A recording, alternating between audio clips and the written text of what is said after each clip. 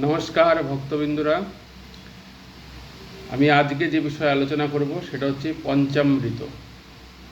পঞ্চামৃতর সম্বন্ধে আলোচনা করব, যেটা পুজোর পরে আমরা সবাই বলি পঞ্চামৃত দাও, পঞ্চামৃত দাও। তো এই পঞ্চামৃত জিনিসটা কি, আর এটা খেলে কি হয়?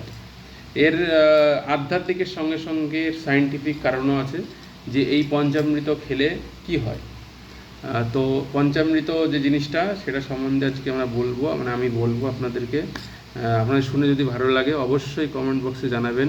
বারবার বলছি, আপনারা কমেন্ট বক্সে জানান যাতে আমি এই ভিডিওগুলো বানাতে আরও উৎসাহ পাই, আর আরও বেশি বেশি আপনাদের কাছে এই ধরনের জিনিস, আমাদের যে পূজা উপকরণ বা পূজার দ্রব্য সেই সম্বন্ধে আমরা আপনাদেরকে সবাইকে ভক্তবৃন্দের বোঝাতে পারি।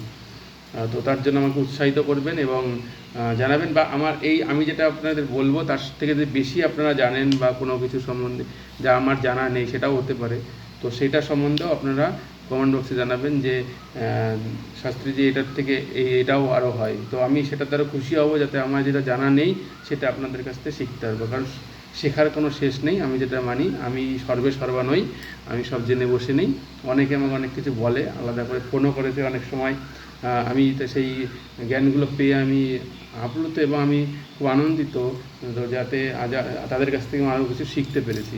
তো এই না যে আমি সব জেনে বসে আছি, তো আমি যেটুকু জ্ঞান আমার কাছে আছে সেটুকুই আমি আপনাদের সঙ্গে শেয়ার করি, তারা যে ভক্তবৃন্দরা এগুলো জানে না তারা জানতে পারে। আর যারা এর থেকে বেশি জানবে তারা অবশ্যই আমাকে জানাবে, কারণ জানালে আমার জ্ঞানটা অন্তত বাড়বে যাতে, এবং সেই কমেন্ট বক্স দেখে আরও যারা আমার ভক্তরা জানতো না তারাও জানতে পারবে। তো প্রথমেই যেটা মাকে দর্শন করাবো, মাকে দর্শন করানোর পরে আপনাদেরকে আমি এই পঞ্চামৃত সম্বন্ধে আজকে আপনাদেরকে বলবো। প্রথমে মাকে দর্শন করাই, যার জন্য সবাই অপেক্ষায় বসে থাকে যে মাকে কখন দর্শন করাবো। তো জগদীশ্বরী মা, জয় জয় জগদীশ্বরী কালী মাতার জয়, জয় জয় জগদীশ্বরী কালী মাতার জয়, জয় জয় জগদীশ্বরী কালী মাতার জয়। আবারও সবাইকে বলছি, সবাই মায়ের নাম জপ করো, ওম শ্রী শ্রী জগদীশ্বরী কালী মাতা ওই নমঃ। ভিডিওটা পুরোপুরি দেখো, আর মায়ের যতক্ষণ ভিডিও দেখবে ততক্ষণ মায়ের নাম জপ করো। জয় গুরুদেবের জয়। আমরা শুরু করছি আজকের বিষয় পঞ্চামৃত।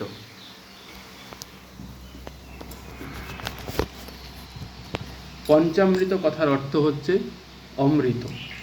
পঞ্চামৃত কথার অর্থ কি? অমৃত। ওই অমৃত মানে কি? পঞ্চামৃত মানে শরীরের ভিতরে যে জিনিস ঢোকার পরে শরীরকে এনার্জি বাড়ায়, শরীরকে সুস্থতা মনে হয়, তো সেটাই হচ্ছে অমৃত। অমর হয়ে যাওয়াটাই অমৃত, খেলে যে অমর হয়ে যাবো সেটা নয়, কিন্তু অমৃত মানে আমাদের শরীরের এনার্জিটাকে বাড়াবে, আমাদের শরীরের যে দুর্বলতাকে দূর করবে। তো এই পঞ্চামৃত গ্রহণ করলে এই ফল পাওয়া যেতে পারে। আর কি হয়? পঞ্চামৃত কী কীরে তৈরি হয়? প্রথম হচ্ছে দুধ। কী দিয়ে হয়? দুধ। দ্বিতীয় নম্বর হচ্ছে দই। তৃতীয় হচ্ছে ঘি।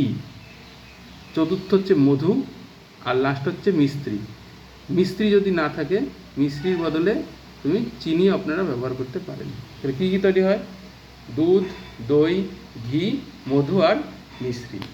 বোঝাতে পারলাম? এই যে 3, 4, 5টা দ্রব্য, এই 5টা দ্রব্য দিয়ে তৈরি হয় পঞ্চামৃত। এই পঞ্চামৃতের যে মিশ্রণ তৈরি হয়, পঞ্চামৃতের যে মিশ্রণটা তৈরি হয় তাকে বলা হয় কি? পঞ্চামৃত বলে। ঠিক পঞ্চামৃত কি হয়? ভগবানের স্নান বা অভিষেক করানো হয়। এই পঞ্চামৃতের যে দ্রব্য মিশিয়ে যে জিনিস তৈরি হয় পঞ্চামৃত, সেটা দিয়ে ভগবানকে স্নান করানো হয়, অথবা যেটাকে বলা হয় অভিষেক করানো হয়। বুঝতে পেরেছি? এই পঞ্চামৃত কি হয়? আধ্যাত্মিক অর্থ হলো আত্মোন্নতি। আত্মোন্নতি মানে যেরকম দুধ, ঠিক দুধ কী করে? শুভ্রতার প্রতীক। কিসের প্রতীক? শুভ্রতার প্রতীক। দই, দই কিসের প্রতীক? অন্নকে নিজের মতন যে বানায়, অন্নকে নিজের মতন বানায়, মানে অন্ন যে তাকে নিজের মতন আমি নিজের করে ভেবে নিলাম, মানে অন্নকে নিজের মতন বানায়। তারপরে কি? দই। দই বলে দিলাম। এবার হচ্ছে ঘি। ঘি কী করে? ঘি হচ্ছে স্নেহের প্রতীক। কিসের প্রতীক? স্নেহের প্রতীক। ঘি কিসের প্রতীক? স্নেহের প্রতীক। আর কিসের প্রতীক? স্নিগ্ধতার প্রতীক। ঘি কিসের প্রতীক?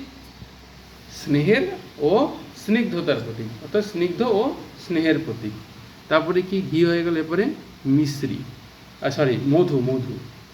ঘির পরে মধু। মধু হচ্ছে কি আমাদের দেহ ও মন এই দুটোকেই শক্তিশালী করে। কি করে?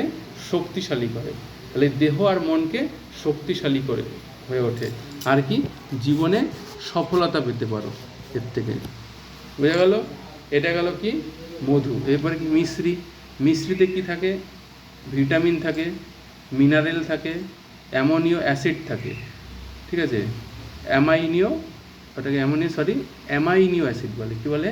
আমি অ্যাকচুয়ালি করে বলেছিলাম অ্যামাইনিও অ্যাসিড, এই ব্রেন থেকে বেরিয়ে গেছিলো ওটা।